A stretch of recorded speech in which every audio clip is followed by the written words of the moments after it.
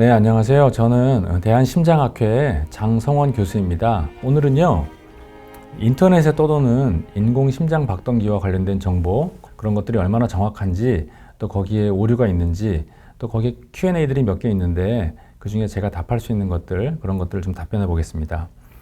맨 처음은 이제 나무위키를 제가 한번 찾아서 들어와 봤는데요. 여기를 쭉 읽어보니까 대부분은 유용하고 괜찮은 정보인데요. 여기 잘못된 정보가 몇 개 있어서 제가 말씀드리면, 당연하지만 금속으로 만들었으므로 삽입자는 MRI 촬영을 해서는 안 된다. 이렇게 돼 있는데요. 이거는 이제 MRI 촬영을 해서는 안 되는 이유가 금속이기 때문에 그런 게 아니라 인공심장 박동기가 자성에 약하기 때문에 과거에는 이제 MRI 촬영을 못 했습니다. 그렇지만 한 4, 5년, 5, 6년 전부터는 나오는 기계들은 대부분 MRI 촬영을 할 수 있는 그런 기계들이에요. 근데 MRI 촬영을 할 수 있다고 해서 그냥 혼자 가서 MRI 촬영이 필요하다고 찍는 게 아니고 MRI 촬영을 할 수 있도록 인공심장 박동기 모드를 바꿔놓고 MRI 촬영이 끝나면 다시 원래 작동 모드로 돌려놓고 그런 절차가 필요하다는 거 아시면 도움이 될 것 같고요. 또 아주 가끔씩 내부의 배터리가 폭발하여 화상을 입는 경우도 있다. 이런 말이 있는데 이런 일은 절대 일어나지 않습니다. 우리 몸 안에 넣는 의료기계는요. 가격이 굉장히 비싼데 그 비싼 이유가 안전성이 다 보장되기 때문에 그렇거든요. 이 안에 들어가는 배터리의 종류는 사실 우리 핸드폰에 쓰는 배터리와 크게 차이가 없지만 핸드폰처럼 그렇게 뜨거워져서도 안 되고 당연히 폭발해서는 안 되기 때문에 그런 모든 것들이 다 검증이 돼서 의료기기를 사용한다는 거 알아두시면 도움이 될 것 같습니다. 그 다음에 또 제가 인터넷을 찾아보니까요. 어떤 질문이 있냐면 인공심장 박동기 삽입하신 분은 무조건 운동 금지인가요? 그렇지 않습니다. 인공심장 박동기를 삽입하면 오히려 심장 맥박이 정상이 되기 때문에 일상적인 활동을 다 할 수 있고요. 우리가 할 수 있는 운동 다 해도 괜찮습니다. 다만 인공심장 박동기가 왼쪽 가슴에 있기 때문에 이쪽 가슴이 어디 부딪히거나 닿거나 하는 거 그런 거 정도만 주의해 주시면 될 것 같습니다. 그 다음엔 정말 특이한 질문인데요. 인공심장 박동기 착용 후 장어를 먹으면 안 되나요? 이런 질문이 있어요. 이런 질문을 왜 하셨을지 너무 궁금한데 이거 무슨 전기뱀장어 그런 거 생각하셔서 그런 건지 근데 장어 먹는 거 음식하고는 아무 상관이 없습니다. 심지어는 전기뱀장어라도 식용이라면 다 죽은 걸 요리해서 먹기 때문에 아무 문제가 없을 것 같고요. 가서 맛있는 거 많이 드셔도 되겠습니다. 다음 질문은요. T-익스프레스 타도 인공심장 박동기는 오류가 안 나나요? 이것도 되게 재미있는 질문인데요. T-익스프레스 타도 오류가 안 납니다. 그런데 인공심장 박동기 하는 연령대가 대개 70대, 80대이거든요. 그래서 아마 T-익스프레스 타러 가시려고 하면 그쪽에서 못하게 할 수도 있고요. 사실은 저도 T-익스프레스를 못합니다. 어지러워서. 다음 질문은요. 인공심장 박동기하고 비행기 탈 수 있나요? 네, 비행기 타는데 아무 문제 없고요. 다만 이제 공항 검색대를 지나가야 되잖아요. 여기 어떤 분 답변을 그렇게 해주셨는데 공항 보안 검색대를 지나가는 그 지나가는 곳이 삐삐빅 소리 나는 그 부분이 있잖아요. 금속 탐지기.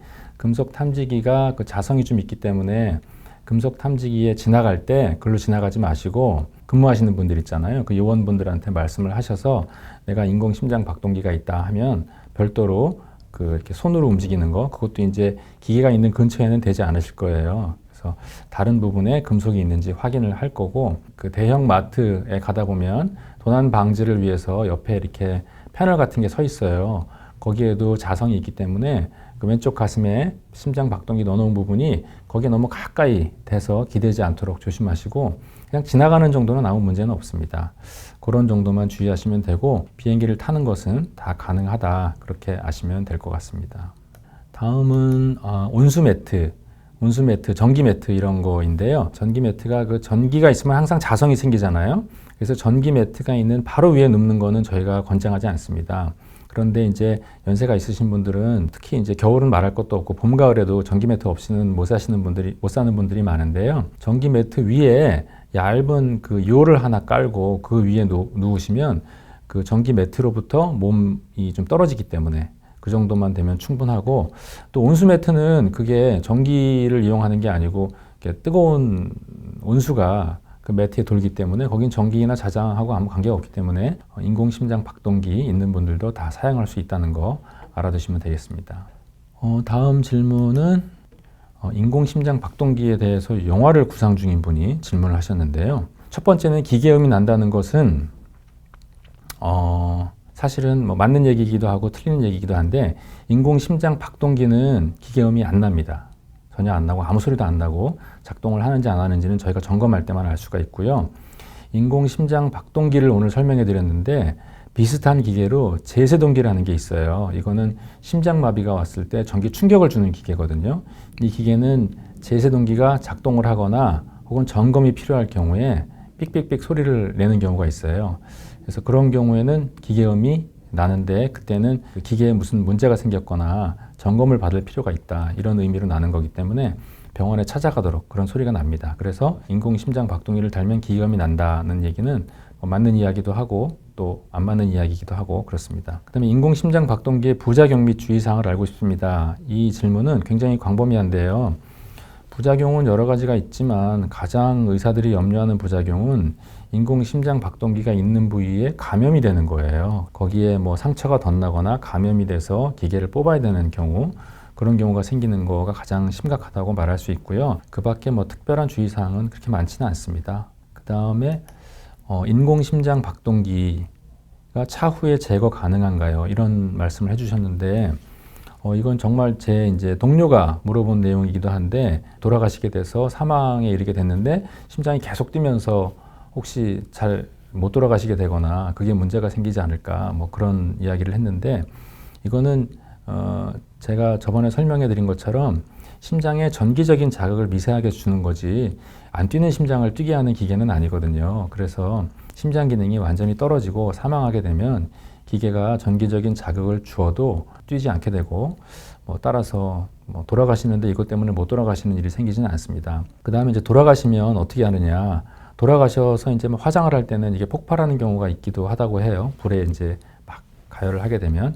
그래서 보통 돌아가시게 되면 인공심장 박동기가 줄이 있고 배터리가 있는데요. 그 배터리가 있는 부분은 보통 저희가 제거를 해드립니다. 만약에 일반적으로 제거를 하게 되는 경우는 인공심장 박동기를 넣었다는 이유는 이분이 박동이 정상이 아니고 그 기계가 꼭 필요하기 때문에 넣은 거라 살면서 제거할 일은 없는데 인공심장 박동기가 있는 부위에 감염이 생기는 수가 있어요. 뭐 손으로 잘못 만졌다든지 혹은 어디 부딪혔는데 세균 감염이 생기는 경우에는 인공심장 박동기를 제거해야 되는 경우가 있습니다. 그래서 그런 경우에는 제거를 하기도 하는데 그분들은 결국에는 감염이 다 해결되고 나면 새로 기계를 넣어줘야 됩니다. 그래서 그런 내용을 참조하시면 될 것 같습니다. 다음 또 질문은요. 가끔 숨이 한 번씩 차고 왼팔을 가슴 쪽으로 모으면 괜찮은데 자연스럽게 밑으로 떨구면 박동기와 근육이 마찰이 생겨 이물감이 팽배해지는데 시술이 잘못된 건 아닌지 얼마간 세월이 지나면 나아지는지 알고 싶습니다. 이거는요, 인공심장 박동기 시술이 간단하고는 하지만 아무 다친 부위가 없는 부위를 째고 그 안에다 기계를 넣고 또 그 기계를 고정시켜야 되기 때문에 근육, 우리 왼쪽 앞가슴에 있는 근육에 실을 이용해서 꿰매놔요.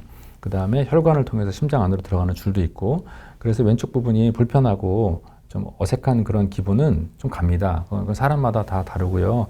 또 예민한 분들은 심장 박동기를 하고 수년이 지나도요. 날이 굳거나 좀 안 좋으면 뭐 무릎이 쑤시고 아프듯이 박동기 시술 부위가 좀 아플 수 있는데 그거는 크게 문제되지는 않습니다. 네, 이게 이제 마지막 제가 이제 골라본 질문인데요. 이분은 되게 젊으신 분이네요. 첫 번째, 푸시업이나 턱걸이 가능합니까? 네, 이거는 가능합니다. 다만 이제 턱걸이 같은 경우에는요, 팔을 위로 올리고 오르락내리락 하게 되는데 이때 이제 심장 박동기가 있는 부분이 보통 이제 쇄골하고 그다음에 갈비뼈 있는 그 사이를 지나가게 되는데 줄이 심장 박동기의 줄이 그게 너무 이제 마찰이 안 되도록 주의하는 정도 그 정도면 됩니다.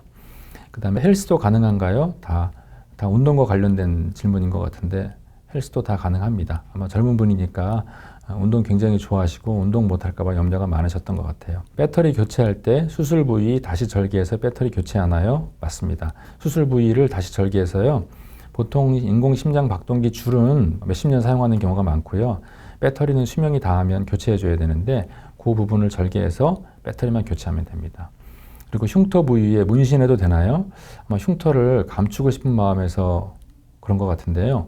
흉터 부위에 문신은 해서는 안 됩니다. 왜냐하면 이 문신을 하다가 그 문신하는 그런 과정에서 상처를 감염시킬 수가 있거든요. 그럼 그 감염된 게 피부 밑으로 침투하면서 인공심장 박동기 있는 부분이 세균 감염이 될 수가 있어요. 그러면 힘들게 넣어놓은 기계를 도로 다 빼야 되는 경우가 있기 때문에 심장 박동기가 있는 부분 주변에는 어떠한 일이 있어도 문신을 하는 것은 권장하지 않습니다.